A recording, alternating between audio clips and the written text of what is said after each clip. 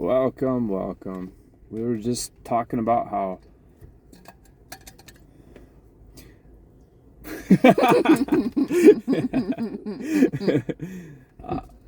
she was releasing my back from a tension because like my finger right here falls asleep, my ring finger, and it's like this electric band that goes all the way to my back. Somehow it pinched a nerve, and she was doing releasing all tension with love and light, with light codes. Also known as zappy powers from this finger. I didn't know it was your middle finger. Mm-hmm. That's the joke. That's so funny. Yeah. Yeah. But when she was in Arizona, she was working on this little Minahuni guy's back. Ronnie McSwamy. I don't know why McSwamy. But released a marble-sized grits. But right now, just like fingerprints right on my back right there, I feel like my thumb all electric-y and at different points. And it's not so much that there's pressure on the point exerted. No, I'm pushing. So if I press to feel and let go to heal. So the more I let go and I barely touch, then that's actually his body taking over, his like higher self, his own healing powers, not mine. I'm just helping, Well, in a sense, you are me and I am you. So too motherfucking shay. We just got a bunch of molecules that are separate, but not really separate. You want to know something else? You have one of my hairs on your chinny chin chin. It's called quantum entanglement right there. Oh, wait, it's my hair. Oh, whose was it? Whose hair was it? It's attached to my head. We're one. Yeah. That's why I feel bad for like complete empaths, because they really feel like other people's bullshit. Like, because if we're all the same, but we can't tell. I would say it's a good thing we can't tell, because that way. Yeah. Well, I can feel it all. That's a lot of the reasons why I get nauseated around certain people. Mm-hmm. I'm like, excuse me, I'm sorry, you're actually literally making me sick right now. So you can just be over here vomiting. Excuse me while I vomit over here. No, but that's actually a thing with empaths is we have to learn boundaries, because I didn't understand boundaries, and so what happens is you close your heart and you build walls and shells of protection, because you do feel everything. So you become this calloused being, and it takes a lot. Rock on the big island. I wish I could sing. I actually pulled Pohaku and Minahuni today. And Pohaku means rock? No, that means like, yeah, I mean stone relationships. And Minahuni and Pohaku? No, yes, but Nope. the other one is sacred drum. I mean, it means timing, and it's Pahu? Oh no, I'm learning. Mipaki means leprosy. The more you know. Hey, which is something that neither one of us can complain about, because we've both been through a lot of things physically, but we've never had leprosy. So there's that.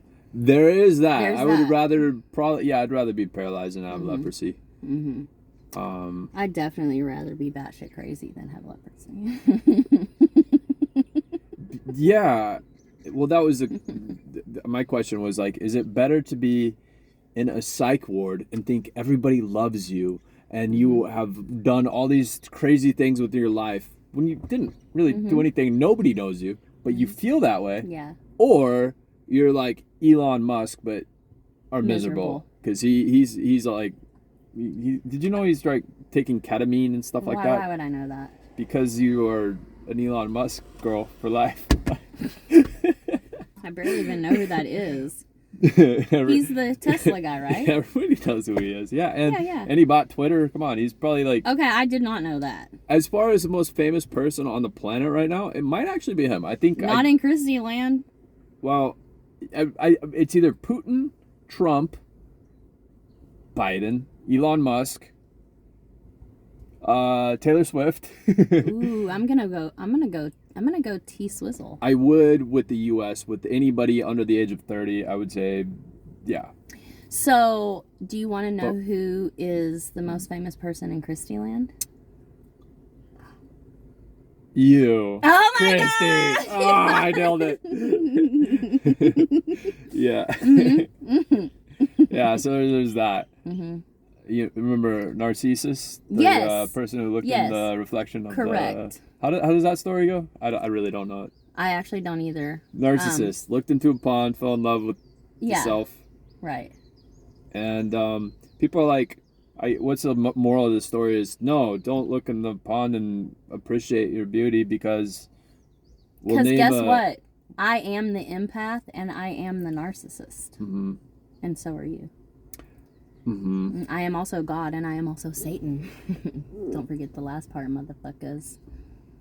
I would be able to feel more, but I'm actually a sociopath. I think I was born without the ability, but I can look like I feel things. But you know what? That served you because getting paralyzed and the constant pain you're in.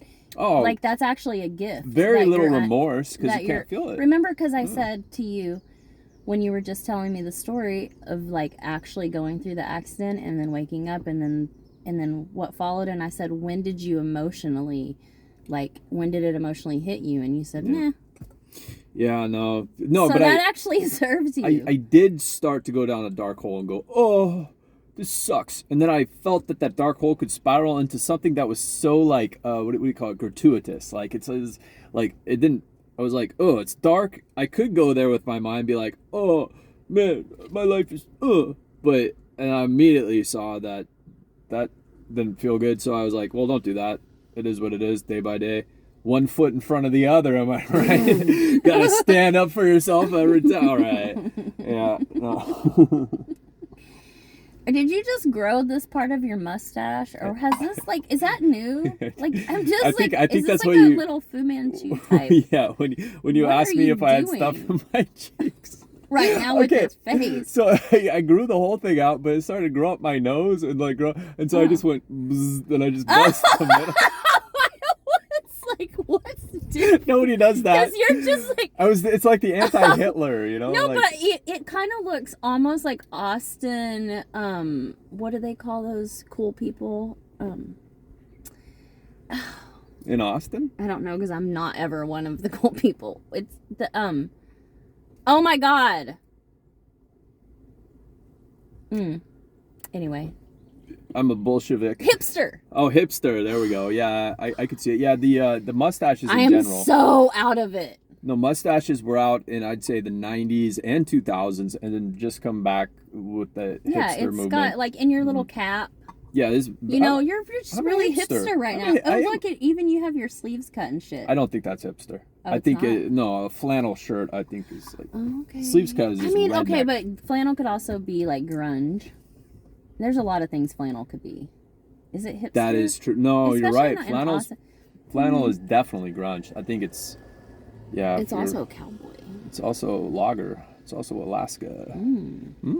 Flannel. It sounds manly. It kind of is. Girls shouldn't wear flannel. I have I'm gonna wear one of my favorite shirts is flannel. Yeah, my sister had a really cool flannel shirt. I love flannel. It had metal buttons. Really cool. Yeah. Hawaii's, that was true flannel. That rain is still in the same spot. Are we in a simulation right now? Well, I remember when I moved here, they said Kalapana meant hole in the sky. Yeah, but didn't you research that and it's not true? Well, the closest I can find is that it means killing fields, or the killing field, or the field of shooting therein. Shots fired. Really? Yeah. And that was some Hawaiian dictionary, but you look it up, you just Google what does Kalapana mean. It's not going to come up, and you go to I've done that. Yeah, and yeah. I never found anything. So, and people are like, oh, well, Hawaiian's very complex because they just put words together, and ka could mean something, and kala could mean something. Yeah, because in my monocards, which is how I learned most of my Hawaiian, it'll say something like, like say union, this isn't what it is, but say, because I just pulled like the tapa card, which is the tapa cloth, and you bind like unions together and you bind bodies in it. Is that a Jewy thing?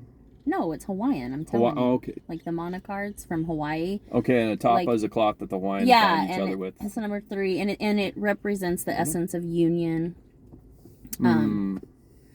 Yeah, but like in like the definition, it might say like entanglement. You know what I mean? Like it'll have, or like bound, although that I'm making that up. Like those are arbitrary definitions. Except for union, it really is bound, union and top. But you know what I'm saying? That's the point. Like I'll be like, whoa, that in English doesn't translate to the same thing of what I would think it means. But I've really been trying to learn more Hawaiian so that I can honor the land better, because I heard that, and it made sense, like when you call things by the English name or whatever, you know, like whatever we named it, green sands, instead of, which I can't pronounce yet, but I'm learning those things. You know what I mean? Like I don't want to butcher it, so I'm not even gonna. Just call it number 27.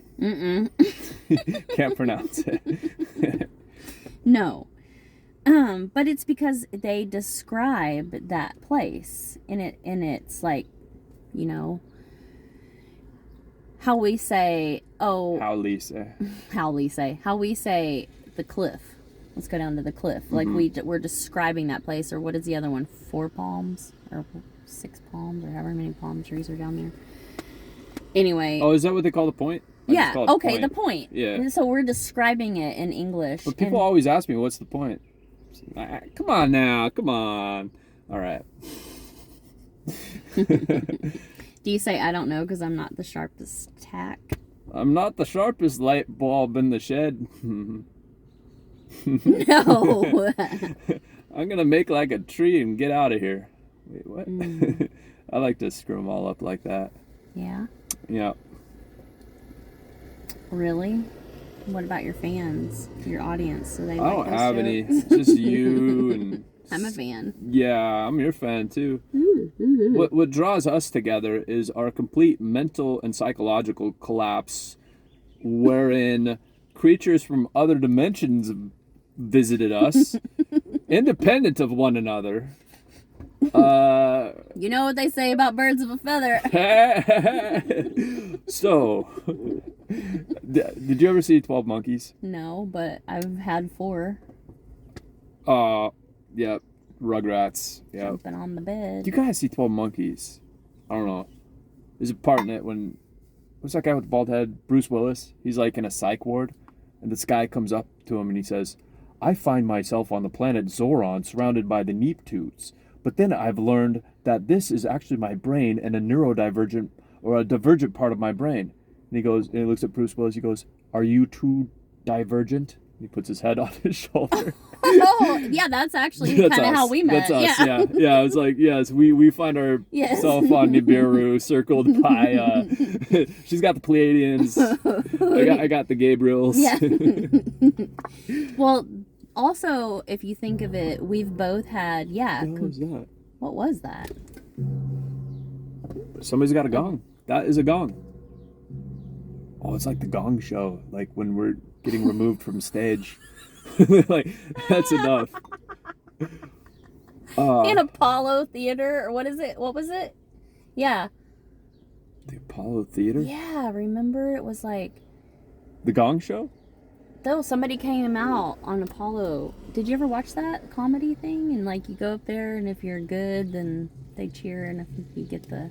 Hey, if you cheer, then you can stay, but if not, then the gong, and then they yank you off stage. Yeah, is that the same thing? I guess so. I just didn't know that happened at the Apollo. Well, somebody needs some practice, because that is... It's just a big ass gong, dude. It's a dong. That's all you can do. I know, but you know what? I had a friend who had a gong. And she said that you have to wake up the gong. We'll be right back with more gong stories. You want to hear about this gong? Stay tuned for episode 2. YouTube. What do we name our show, real quick? Find the name on episode 2.